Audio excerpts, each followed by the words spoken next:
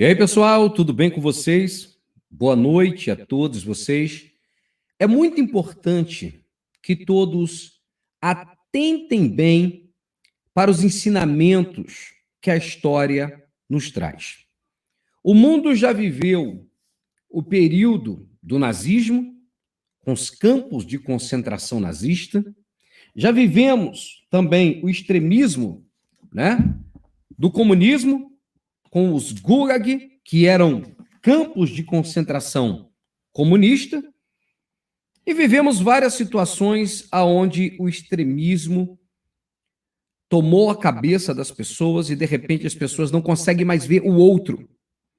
Parece que o ser humano deixou de ser gente, deixou de ser pessoa, deixou de ser alguém amado, respeitado e passa a ser apenas uma coisa.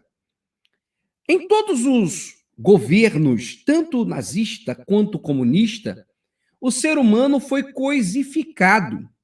Existe uma disputa hoje. Quem matou mais? O nazismo ou o comunismo? Qual é pior? Os dois são horríveis.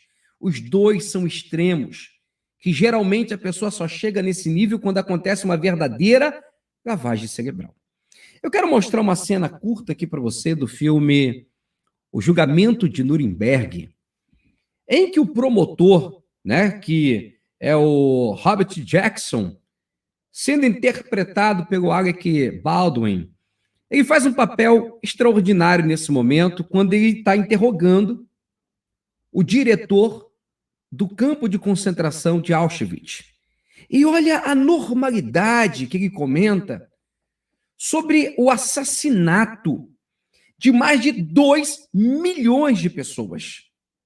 E depois disso, eu quero que vocês acompanhem comigo o comentário que é feito, uma análise pelo psicólogo, o Gustav Gilbert, que esteve ali também naquele momento no julgamento de Nuremberg e trouxe algo interessante sobre o que aconteceu na mente dessas pessoas. Dá uma olhada, por favor, comigo agora. Olha isso. Vamos observar.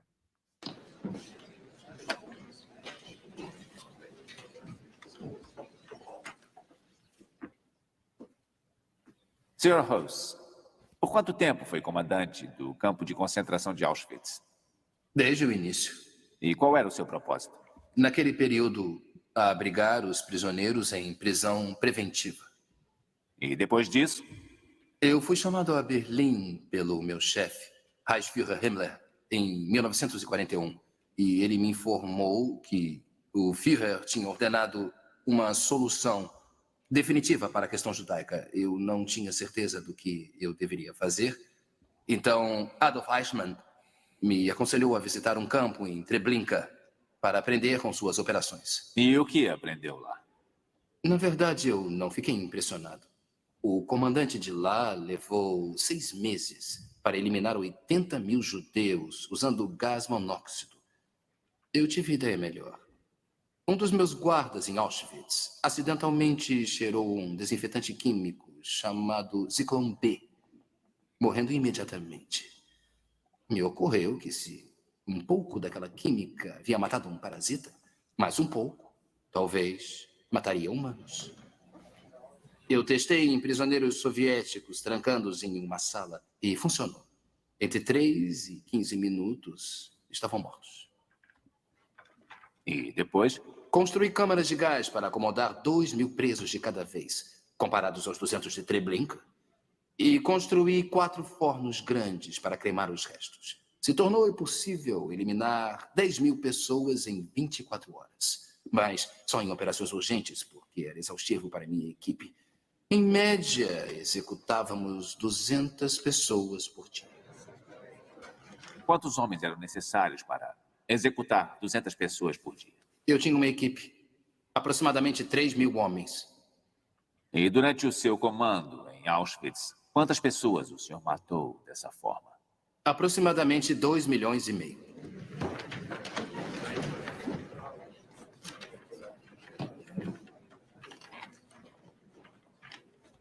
Sem mais perguntas.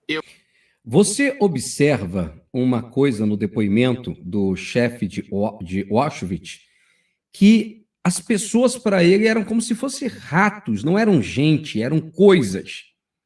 né? Ele não dá a mínima importância para aquelas pessoas, era apenas um trabalho. E um pouco mais à frente, eu vou mostrar isso aqui para você agora, o psiquiatra, psicólogo, o Gustav Gilbert, que estava aqui no momento, ele tem uma conversa decisiva no final com Alec Baldwin, e nessa conversa decisiva, ele conta o que ele viu, o que ele achou de tudo que aconteceu.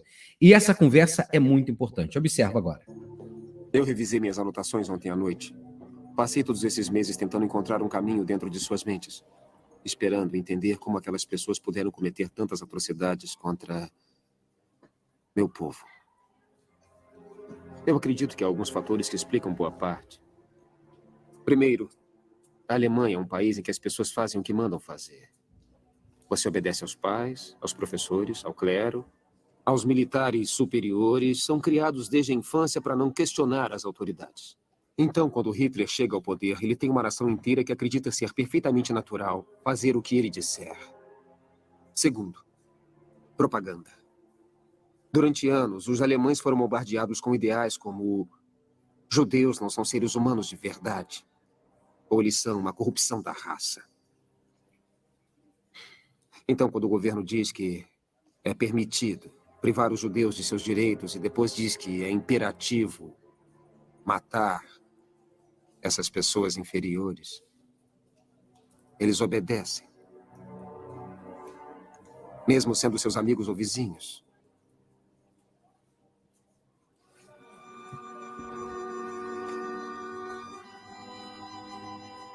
Mais alguma coisa?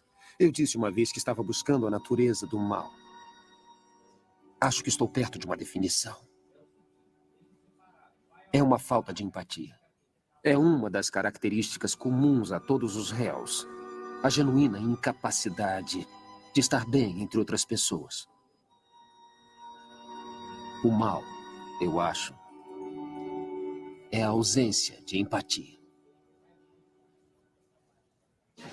Pessoal, esse pronunciamento do Gustav Gilbert, que foi o psiquiatra que conversou com todo o pessoal que teve, que estava em julgamento, com todas aquelas lideranças nazistas que seriam julgadas, ele tentou identificar o que era comum entre todos. Ele disse que eles têm uma falta de empatia. Agora ele comenta sobre 2 pontos. O primeiro ponto, o ensinamento que os alemães aprenderam, eles tinham que seguir o que dizia a liderança maior, no caso, Adolf, que chegou no ponto maior. Então, certos a fazer naquele momento era impedir que esse cara chegasse a esse ponto. A outra coisa que Gustav Gilbert comenta é que o Adolf Hitler ele bombardeou tanto o povo com propaganda, pintando os judeus como se fosse uma coisa, não ser humano. Para eles, os judeus eram ratos. Para eles, os judeus eram uma deturpação da espécie, né? E os alemães se consideravam superiores, né? A raça ariana, uma raça pura. Era o que Adolf Hitler pregava. E observa bem isso. Quando isso começa a acontecer com você, olha, escuta o que eu vou dizer para você. Quando você começa a considerar o seu próximo um inimigo que tem que ser destruído porque não pensa igual você, ou porque tem uma cor diferente da sua, ou uma situação financeira diferente da sua, ou uma família diferente da sua, e você pensa apenas em destruir porque é diferente de você, alguma coisa errada está acontecendo. O nazismo pregava abertamente que 2 eram os inimigos a ser combatido. Primeiro, o comunismo. Essa foi a base de Adolf. O comunismo tinha que ser combatido. Depois, o outro inimigo eram os judeus. Só que os judeus eram a fonte de renda dos nazistas. Os comunistas já diziam que o nazismo tinha que ser combatido, né? O fascismo tinha que ser combatido. Então, os extremos, e são vários os extremos que tem no mundo, há o extremo do comunismo, o outro extremo chamado fascismo, outro extremo chamado nazismo. Todo o extremo é muito perigoso. E quando você começa a entrar em guerras, em que você começa a considerar o próximo não um ser humano, mas uma coisa que precisa ser destruída, isso significa que você ultrapassou um limite e você precisa rapidamente se tratar.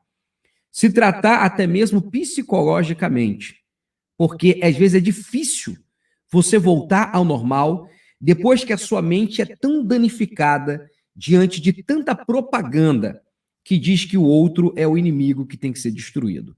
Então, toma muito cuidado, veja o que já aconteceu no nosso mundo por causa do nazismo, por causa do comunismo, por causa do fascismo, e não permita que nenhum canalha faça uma lavagem cerebral na sua cabeça e faça de você apenas uma peça no seu joguinhos de conquista do mundo, ok? Muito obrigado, carinho da sua audiência. Compartilhe esse vídeo com todos os seus amigos.